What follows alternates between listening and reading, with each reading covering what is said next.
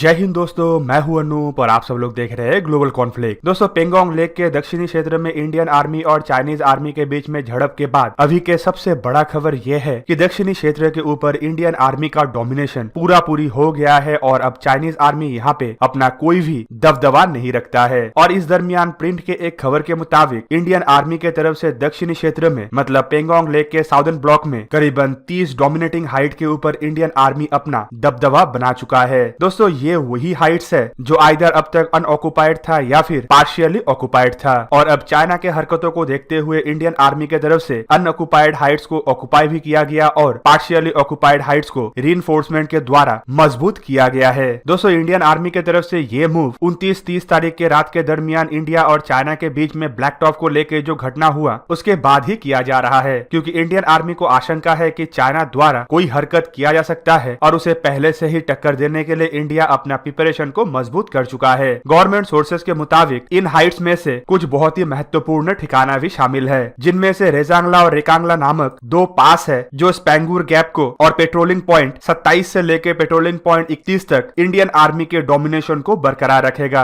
जबकि इसके अलावा ब्लैक टॉप हिल, हेनान, हेलमेट, गोरंग हिल, गोरखा हिल, मगर हिल जैसे महत्वपूर्ण ठिकाना भी शामिल है। दोस्तों, इनमें से ज्यादातर ऐसा हाइट्स है जो इस क्षेत्र के ऊपर पूरी डोमिनेशन बनाने के लिए काफी ज्यादा महत्वपूर्ण है। और दोस्तों, इन ठिकानों के ऊपर इंडियन आर्मी अपना दबदबा बनाने के बाद अब इंडियन आर्मी दक्षिणी क्षेत्र मतलब पेंगोंग के दक्षिणी क्षेत्र में ऐसे पोजीशन में है जहां से इंडियन आर्मी को चाइना चाह के भी नहीं हटा सकता और ना ही इंडियन आर्मी को वहां पे चैलेंज कर सकता है। चाइना द्वारा भी पेंगोंग लेक के दक्षिणी क्षेत्र के इन हाइट्स के ऊपर कब्जा करने के लिए प्रयास किया जा रहा था ताकि चाइना ग्राउंड सिचुएशन को बदल सके और अपना डोमिनेशन को इस एरिया में ऐसा बना सके कि इंडियन आर्मी चाह के भी ग्राउंड सिचुएशन को बदल ना पाए। पर चाइना का मंसूबे को चाइना अंजाम देने से पहले ही भारत द्वारा इस तरीके से जवाब दिया गया कि चाइना आने वाले कई दशकों तक इसे भूल नहीं पाएगा। दोस्तों, एक्सपर्टों का यह भी मानना है कि इंडियन आर्मी का इस तरीके का मूव आने वाले समय में दोनों देशों के बीच में जो टेबल टॉक होगा और जमीनी सिचुएशन को लेकर जो बातचीत होगा उसमें इंडिया को अपर हैंड दिलाएगा। दोस्तों, ईस्टर्न लद्दाख में इंडिया और चाइना के बीच में करीबन 1600 स्क्वायर किलोमीटर के एरिया डिस्प्यूटेड एरिया है, जिनमें पेंगोंग लेक के दक्षिणी क्षेत्र में करीबन 350 स्क्वायर किलोमीटर और पेंगोंग लेक के उत्तरी क्षेत्र में करीबन 1250 स्क्वायर किलोमीटर है। जबकि इन 1250 स्क्वायर किलोमीटर में करीबन 1000 square kilometre area Depsang plateau में है। और इन एरिया को लेके भारत और चाइना के बीच में फिलहाल स्टैंड ऑफ का सिचुएशन भी बना हुआ है और दोनों देशों के उच्च अधिकारियों के बीच में इन एरिया को लेके बातचीत भी चल रहा है। कुछ पूर्व मिलिट्री अधिकारियों का तो ये भी कहना है कि दक्षिणी क्षेत्र में भारत द्वारा जिन हाइट्स को ऑक्युपाई किया गया है उसके बाद दक्षिणी क्षेत्र में पूरी भारत का डोमिनेशन है और यहाँ पे चाइना का किसी तरीके का कोई भी मिलिट्री एडवेंचर काम आने वाला नहीं है। जबकि चाइना ये 350 स्क्वायर किलोमीटर एरिया के ऊपर डोमिनेशन अगर पैदा कर लेता तो चाइना उत्तरी क्षेत्र में जो 1250 स्क्वायर किलोमीटर के एरिया को लेकर भारत के साथ बातचीत कर रहा है उसके ऊपर भरपूर तरीके से दबाव पैदा कर सकता था। उत्तरी क्षेत्र और दक्षिणी क्षेत्र दोनों के ऊपर चाइना अगर डोमिनेशन पैदा करता तो पूरा का पूरा पेंगोंग लेक के ऊपर चाइना का इस तरीके से डोमिनेशन आ जाता कि यह आने वाले समय में इंडिया के कुछ महत्वपूर्ण मिलिट्री ठिकाना और रास्ते के ऊपर भी काफी ज्यादा परेशानी पैदा कर सकता था। दोस्तों, इंडियन आर्मी द्वारा डोमिनेटेड हाइट को ऑक्युपाई करने के बाद अभी भी इंडिया और चाइना के बीच में सिचुएशन काफी ज्यादा टेंस है और दोनों देशों के आर्मी एक दूसरे के आमने सामने तैनात है। खास करके ब्लैक टॉप हिल के नजदीक तो हाल ही में सुनने को ये भी आया है कि दोनों देशों के टैंक एक दूसरे के फायरिंग रेंज में है और अगर किसी भी देश की तरफ से कोई भी हरकत किया जाता है तो ये एक बड़ा लड़ाई का रूप ले सकता है। पर इस दरमियान Indian army chief general MM Naravane के तरफ से लद्दाख का विजिट ये भी दर्शाता है कि इंडिया अपना प्रिपरेशन बहुत ज्यादा मजबूत कर चुका है और सर्दी के दरमियान किस तरीके का इंडिया का प्रिपरेशन और प्लानिंग रहेगा उसके ऊपर भी चर्चा हो रहा है। दोस्तों, इंडिया डोमिनेटेड हाइट में आने के बाद अब सर्दी के दरमियान इंडिया के लिए यहाँ पे अपना प्रेजेंस रखना काफी ज्यादा आसान हो जाएगा। जबकि पहाड़ी के तलहटी में जहाँ पे चाइना अभी बैठा है वहाँ पे पूरा का पूरा सर्दी के दरमियान चाइना को बैठना काफी ज्यादा महंगा पड़ सकता है। इवन दोस्तों, हाइट्स के ऊपर इंडियन आर्मी होने के वजह से यहाँ पे इंडियन आर्मी का ताकत भी बढ़ा है और चाइना को अब यहाँ पे लड़ाई के लिए 1:6 के रेशियो में आगे बढ़ना पड़ेगा।